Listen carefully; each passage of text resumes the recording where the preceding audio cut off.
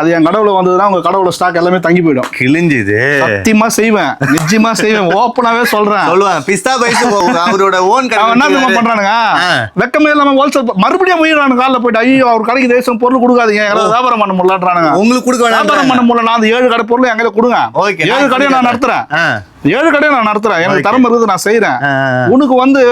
உனக்கு தைரியம் இல்லைனா எனக்கு என் பேரை நீ சொல்லக்கூடாது அந்த கடையில போயிட்டு, சரியா? அதை விட்டு அவருக்கு பொருள் கொடுக்காதீங்க. இன்னும் எவ்வளவு நாளா என்ன பார்த்து பயந்துனே இருக்கிற பையன்.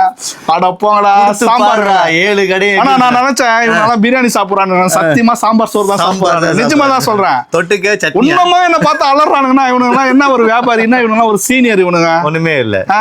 எனக்கு ஃபீல்ட பத்தி ஒண்ணுமே தெரியாதுன்னு பல வாட்டி சொல்லிட்டேன். நான் இப்பவும் சொல்றேன், ஃபீல்ட பத்தி தெரியாது. அந்த லேபிளே என் கடவுள வரக்கூடாது. அவர்தான் அப்பா டக்கர் லேபிள். அது அந்த லேபிள் இறக்குறோம். என்ன இறக்க போற? சொல்லாம கொள்ளாம செய்யறதா நம்ம சொல்லிட்டு செய்யறது ஆள் கிடையாது. இறக்கிட்டே பேசுறோம். அதனாலதான் முன்கூட்டி அவங்க அந்த 8 கடையும் சொல்லிட்டேன்.